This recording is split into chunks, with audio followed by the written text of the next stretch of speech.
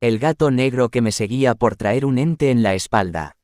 Hace unos años viví una experiencia aterradora que me dejó marcado de por vida. Todo comenzó cuando noté que un gato negro empezó a seguirme a todas partes. Al principio pensé que era solo una coincidencia, pero pronto me di cuenta de que algo más siniestro estaba ocurriendo. El gato siempre estaba presente, observándome con sus ojos amarillos llenos de malicia. Me seguía en la calle, acechándome desde los tejados y apareciendo en los lugares más insospechados. Su presencia comenzó a inquietarme y me sentía constantemente vigilado. Lo que más me preocupaba era que el gato parecía enfocarse en mi espalda. Sentía una extraña sensación de peso y opresión en esa área, como si algo estuviera adherido a mi piel. Además, empecé a experimentar sueños perturbadores y visiones espeluznantes que me atormentaban día y noche. Un día, decidí buscar ayuda y acudí a un chamán que me había sido recomendado. Al examinar mi espalda, el chamán quedó horrorizado al descubrir que, efectivamente, había un ente maligno aferrado a mí. Explicó que este ente se alimentaba de mi energía vital y que el gato negro era su cómplice, sus ojos y oídos en el mundo físico.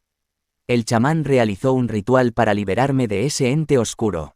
Mientras lo hacía, el gato negro se volvió agresivo y comenzó a lanzarse sobre nosotros, arañando y gruñendo. Fue una lucha desesperada, pero finalmente logramos expulsar al ente de mi espalda y alejar al gato.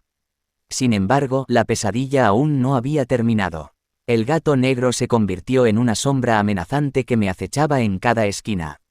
Su presencia se volvió aún más perturbadora y sus apariciones eran cada vez más frecuentes y aterradoras.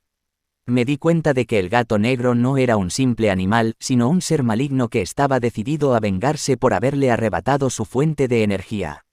No importaba dónde fuera, siempre estaba ahí, esperando el momento oportuno para atacar. Mi vida se convirtió en un constante estado de miedo y paranoia. No podía dormir, comer ni salir de casa sin sentir su presencia acechante.